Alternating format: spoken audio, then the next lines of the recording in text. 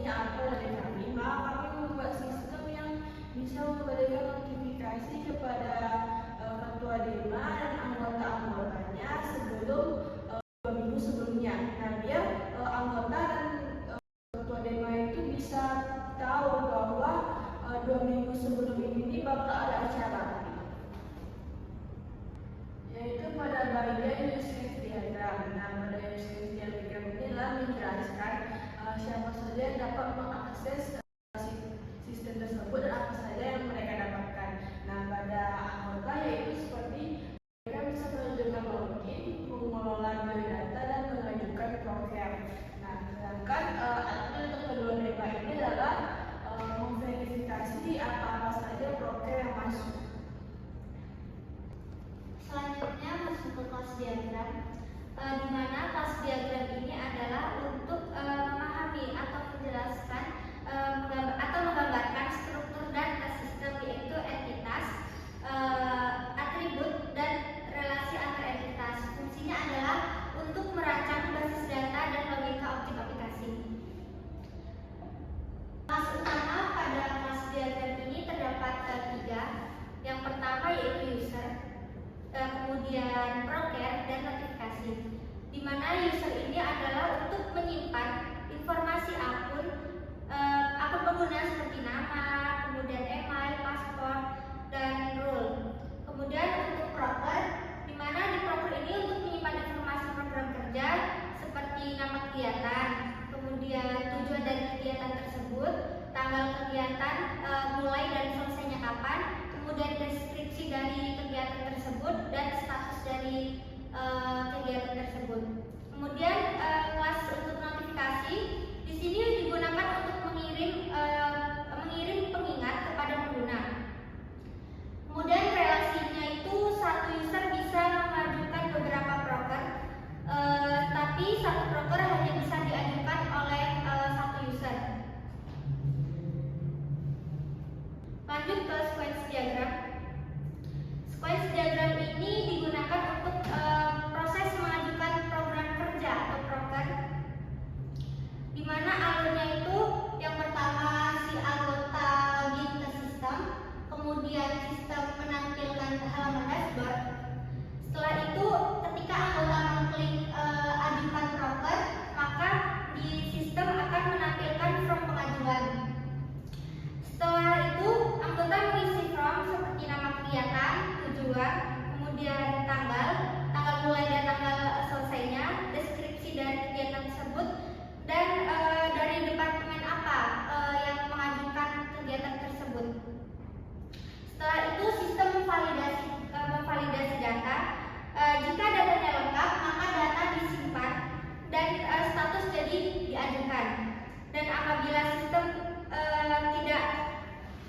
datanya tidak lengkap, maka sistem akan menampilkan pesan bahwasanya anggota untuk lanjut. Kemudian sistem akan memvalidasi data, apakah datanya tersebut lengkap atau tidak. Jika datanya lengkap, maka data akan disimpan dan status menjadi diajukan.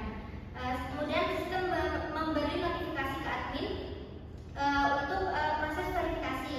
Setelah muncul pesan sukses, maka pengajuan berhasil diajukan atau dikirim. Nah, jika datanya tidak lengkap, maka sistem akan menampilkan pesan kepada pengguna bahwasanya meminta untuk anggota memperbaiki form tersebut. Materi selanjutnya itu ialah mengenai konteks diagram, di mana konteks diagram itu sendiri ialah memperlihatkan hubungan antara sistem dengan pihak eksternal atau pihak luar dari sistem. Yang mana fungsinya itu untuk menggambarkan secara umum proses pertukaran data yang terjadi antara sistem dengan si pengguna, itu bisa berupa admin dan si user atau anggota. Di sini bisa dilihat bahwa ada untuk entitas itu disimbolkan dengan segi persegi atau kotak. Di sini ada 2 entitas, yaitu ada anggota dan admin, dan di tengah-tengah ada sistem penjadwalan proker itu sendiri. Nah, di sini bisa dilihat alur pertukaran data yang terjadi antara si pihak eksternal dan sistem itu. Misal pada anggota, di sini anggota menginputkan biodata ke dalam sistem, kemudian menginputkan data registrasi atau login, pengajuan proker dan permintaan jadwal atau notifikasi kepada sistem. Kemudian sistem akan mengirimkan timbal balik berupa informasi login berhasil atau gagal, kemudian status biodatanya, kemudian konfirmasi pengajuan dan notifikasi kepada anggota. Begitu juga kepada admin, di mana admin di sini menginputkan permintaan data pengajuan ke sistem, kemudian admin juga bisa melihat keputusan verifikasi, kemudian admin juga bisa mengirimkan permintaan jadwal atau notifikasi kepada sistem, dan sistem akan memberikan output berupa informasi login berhasil atau gagal ke admin, kemudian bisa mengirimkan status verifikasi, notifikasi jadwal proker dan daftar pengajuan proker. Dan untuk selanjutnya itu materi mengenai DFD, yang mana DFD itu sendiri menggambarkan proses utama yang terjadi di dalam sistem dan bagaimana data itu berpindah dari satu proses ke proses lain. Nah, di sini bisa dilihat ada 5 proses yang terjadi pada sistem perancangan penjadwalan proker DEMA itu sendiri. Yang pertama prosesnya itu ada proses login, di mana di proses login ini menerima data dari admin maupun pengguna, bisa berupa data username dan password untuk login, dan data tersebut disimpan ke dalam data store akun pengguna. Nah, kemudian di proses kedua ada manajemen akun pengguna, yang mana di proses tersebut si sistem akan mengirimkan info data admin jika admin meminta informasi data admin kepada sistemnya, dan begitu juga kepada si anggota akan menginputkan anggota bisa melihat biodatanya di manajemen akun pengguna, dan sistem akan mengirimkan data biodata kepada si anggota itu sendiri. Dan selanjutnya ada proses ketiga, yaitu proses pengajuan verifikasi dan verifikasi proker, yang mana di sini si anggota bisa mengajukan data proker, kemudian sistem akan menyimpannya ke dalam data store data proker. Nah, kemudian admin bisa melihat data pengajuan kepada sistem, dan sistem akan mengirimkan data-data apa saja yang mengajukan proker, yang mana data itu diambil dari data store data proker. Dan selanjutnya itu ada proses keempat, yaitu proses penjadwalan proker, yang mana di sini sistem akan menampilkan jadwal proker itu bisa kepada anggota maupun kepada admin. Dan terakhir itu ada proses manajemen notifikasi, yang mana di proses ini sistem akan mengirimkan notifikasi kepada admin maupun kepada pengguna jika semisal ada jadwal proker yang sudah mendekati jadwalnya, di mana di sini bisa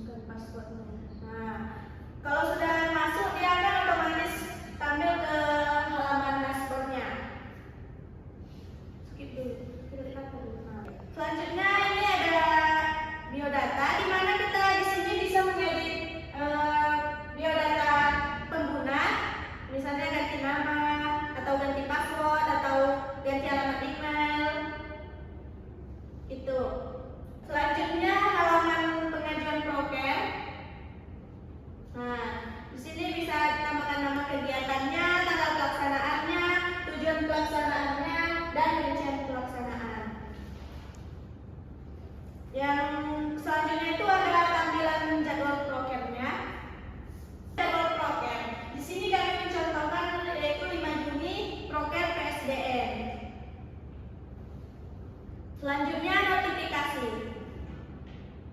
Nih. Notifikasi ini ada dua pilihan, yaitu jadwal pengingat kegiatan, yang mana jadwal itu akan diingatkan 2 minggu sebelum kegiatan dimulai. Yang kedua itu proker Anda disetujui atau tidak. Enggak. Selanjutnya ada untuk verifikasi proker untuk admin.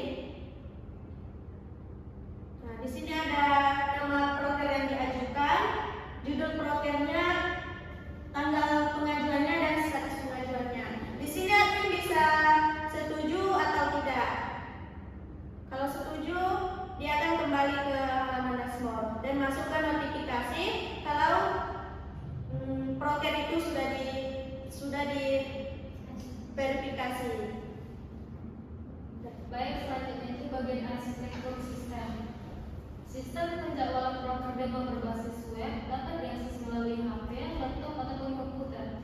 Sistem ini menggunakan arsitektur client server. Artinya klien itu adalah anggota ataupun admin yang bisa mengakses sistem via browser. Yang kedua itu web server. Web server ini adalah tempat menjalankan proses sistem seperti login, pengajuan, ataupun notifikasi. Yang ketiga itu database server. Database server ini yang mana data-data kita itu disimpan langsung ke database server seperti biodata, proker, ataupun jadwal notifikasi. Nah, untuk diagram penerapannya itu seperti pengguna ataupun anggota admin dapat mengakses melalui web server, terus data-datanya itu langsung disimpan ke database server. Adapun untuk skema UML itu menunjukkan bagian sistem informasi dijalankan. Yang pertama itu user mengakses sistem melalui browser.